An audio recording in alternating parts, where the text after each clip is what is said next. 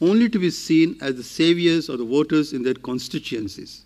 That they are awaiting a process that may break up the country is not important to them. Their own rise in political importance at any cost is important to them. I, me and myself is what matters for them. The rest can go to hell.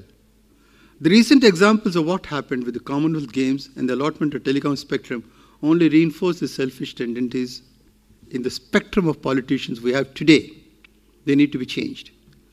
Intolerance of anything other than their own groups or their own point of view is actively practiced with an intention. Intolerance is also created, and attempts to sow divisions between people are made to ensure one's own rise to power by the doctrine of divide and rule. What the Britishers did to us, the political parties are doing to our society today. Constitutional guarantees are ignored.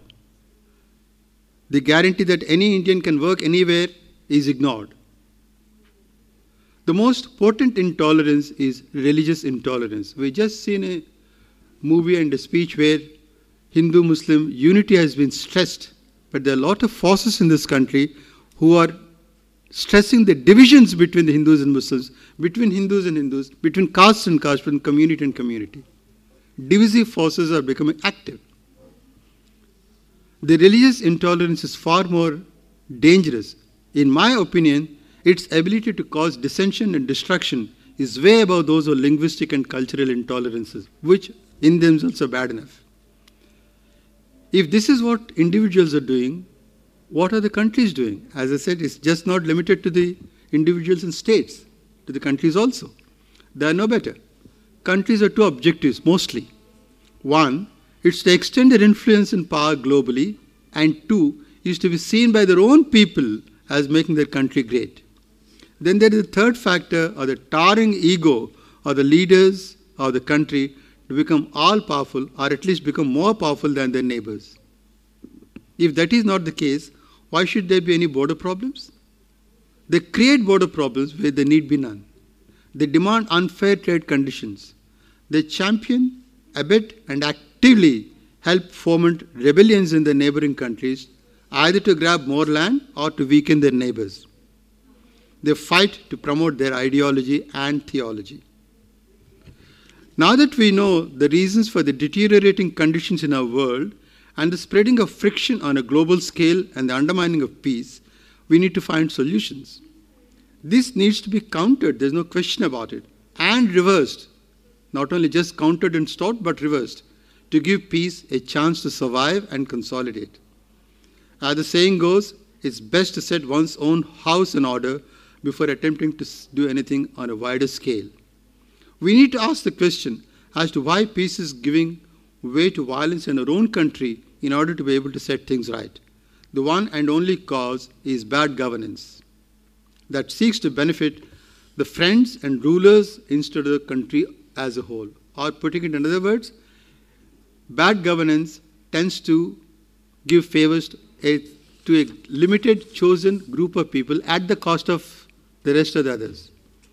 Once elected to a position of power to govern, that person has to be and must be impartial to rule everybody.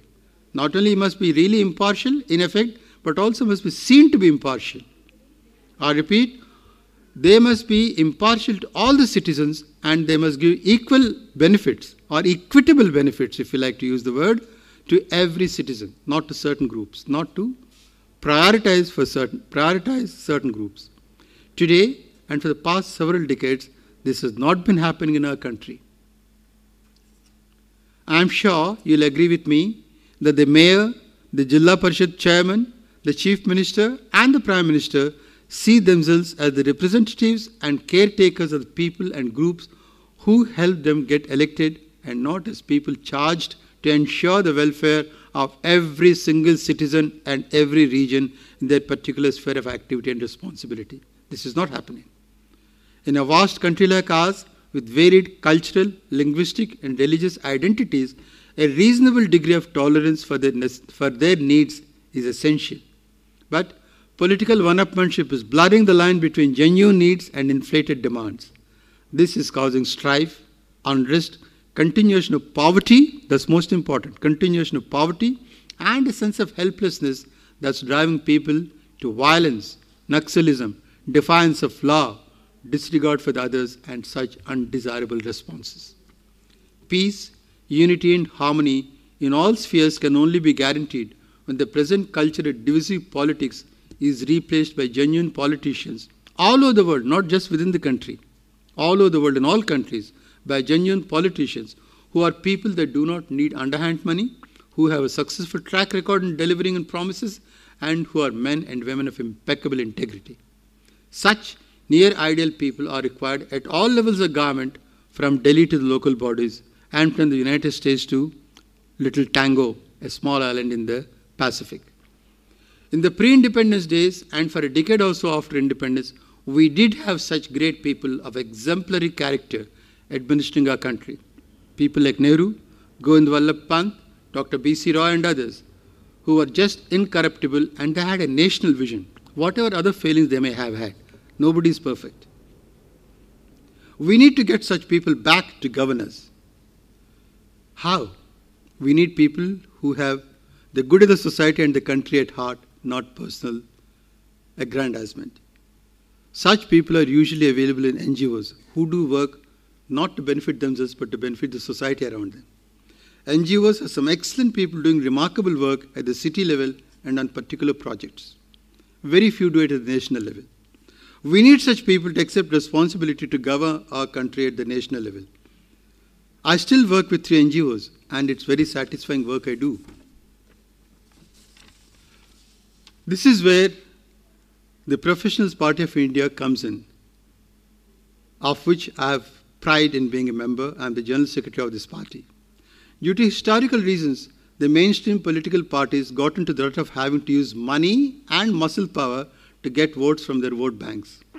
It need not be so, as it has been shown in Bihar elections now, but it's a fact of life across most of the country. Because of this necessity, a large number of musclemen and criminal record holders and money bags who made money through illegal means got into positions of power.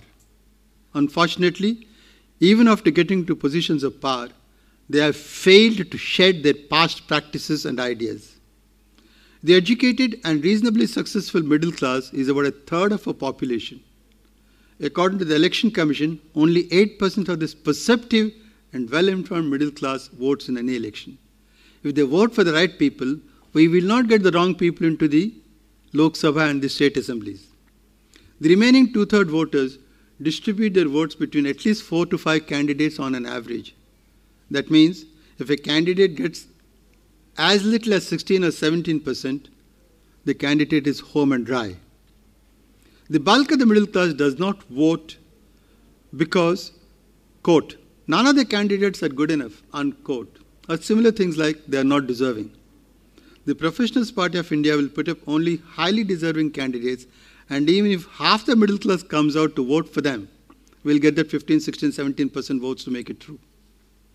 Good governance, that is, fair, impartial, efficient, and incorruptible governance will guarantee development with peace, harmony, and a sense of nationhood and a sense of the world being the global village.